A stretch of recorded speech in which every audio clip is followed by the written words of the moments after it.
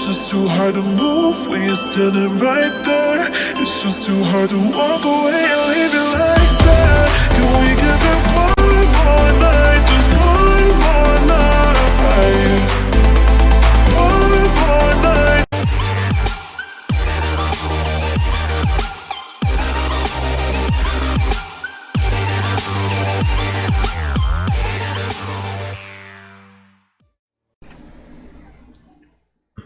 Good morning guys.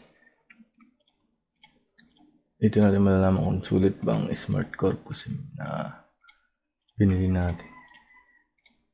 O legit ba? Kung may capping ba siya ngayon o wala. Test natin. Tayo sa Chrome. Speed test. Speed test na ako kanina. Time check. 5:17 AM. Yan po yung speed test.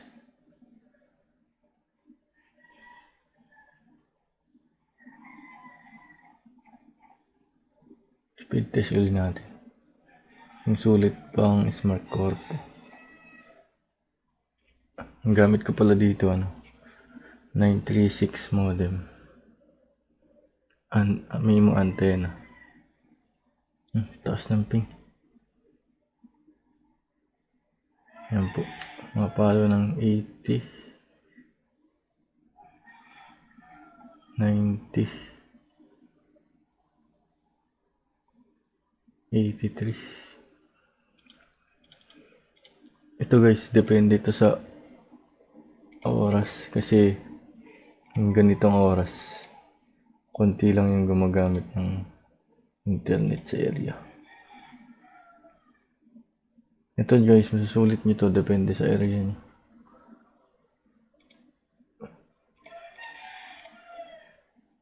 Kung maganda yung signal o hindi congested yung area. Para sa akin okay na to. Goods na yan. Halagang 2.5 monthly. Ano naman binibigay na speed niyan. Sulit na sulit. Ginagamit ko nga pala sa PCnet. 5 units. Tas 1 piso wifi. Dun ko po siya ginagamit. Test ulit natin. Kanina mababa lang ping ito. Ewan ko bakit nito. Yung 63.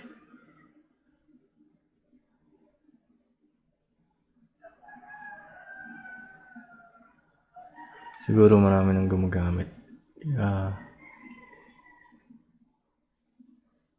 Magte-test tayo ng mga speed test iba't ibang time. Kaya natin kung marami kasing gumagamit pagka mga 8 PM, 7 PM na ng data. Kaya medyo papabawasan yun.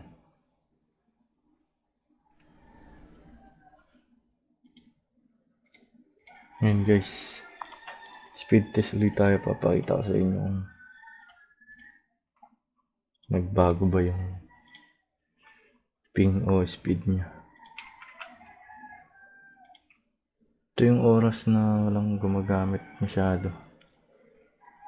Kasi umagan. 5:32 AM. Pag nagising na yung mga tao, syempre madami na yung nakakonect sa cell site. Napapansin nyo medyo bumaba na yung ping niya. Lipat ko siya ng bandwidth. Kasi dun sa isang bandwidth, medyo mataas yung ping 100. Dito medyo okay, 15 ping. Ayan po. Smart Corpo po ito. Sulit na sulit po sa area ko. Remind ko lang po kayo, depende po sa area yung makukuha yung signal. Para sa area ko, para sa akin sulit naman. Sulit na sulit para sa akin. Gamit ko dito 936 modem lang po. Mimo antenna. Hindi ko lang sure kung anong version yun. Pero 936 B15 yata yan. Modem. Pakita ko na lang sa yung picture sa video natin. Para maniwala kayo. Speed test ulit natin siya. 14 ms lang. Pwede pang games. Ginagamit ko siya sa PisoNet. 5 units and Piso Wi-Fi.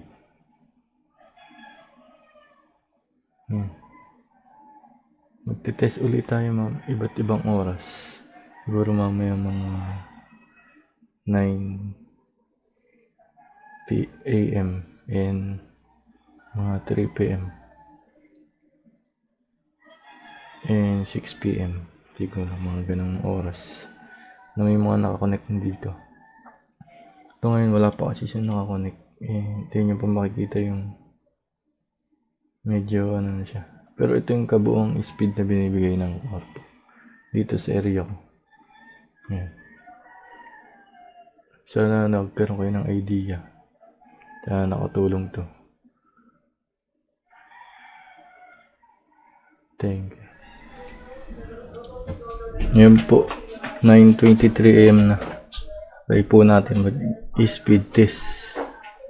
Gumagana na po yung PisoNet, tsaka po yung Piso Wi-Fi. Yan. Nakikita nyo po yan. Ito po yung Piso Wi-Fi ko. Then, try natin mag-speed test. Kung nagbago ba. Pag mas maraming gumagamit, mas babagal yung speed niya.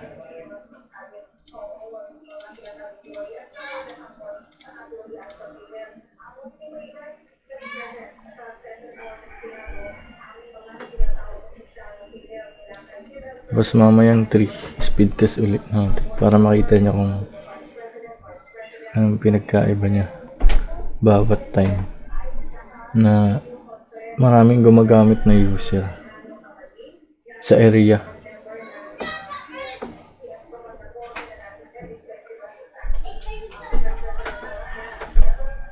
Ayan po, 16 na lang siya, pero marami po nakakonect dyan. Ito, 4 yung Piso Wi-Fi, yung mga device namin. Then, PisoNet. Ito po yung PisoNet. Ito po yung nakakonect. 3 po ang gumagamit. 10 Mbps po yung nakabato dyan sa PisoNet. Ayan po yung speed test niya. Mamaya po uling 3 PM. Testing po natin ulit mag-speed test. Thank you po. Ayan guys. Try ulit natin mag-speed test. 5:28.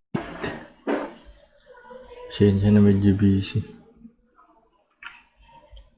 Hindi tayo nakapag-speed test ng alas 3. Pero itong mga oras na itong dami, oras ng paggamit ng mga user sa area. Kaya natin kung ano yung speed test.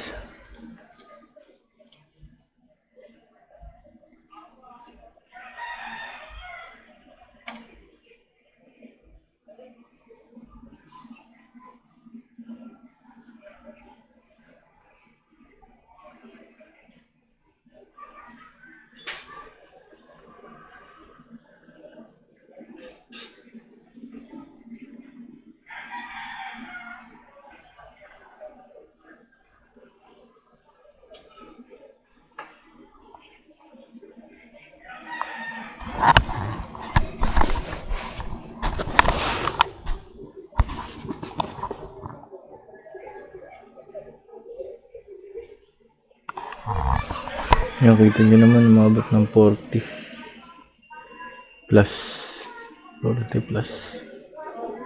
Yan. Upload nya medyo matagal nga lang, 26 627.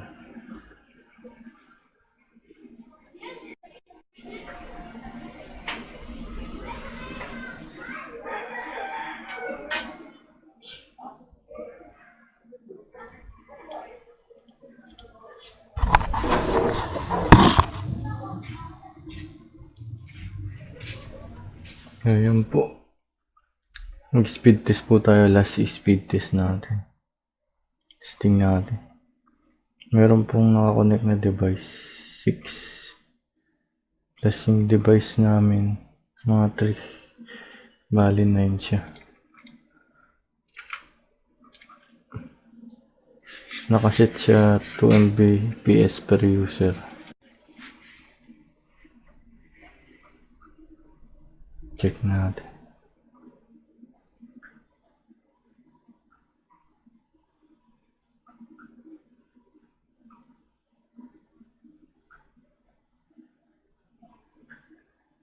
Time check 9:05 PM. 16 ms. Medyo mababa siya. Kasi maraming gumagamit.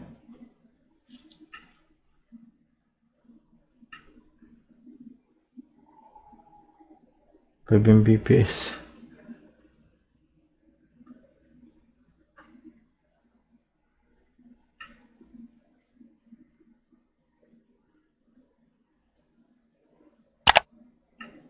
Upload niya walang halos di nagbabago ang download speed niya kasi mayroong gumagamit na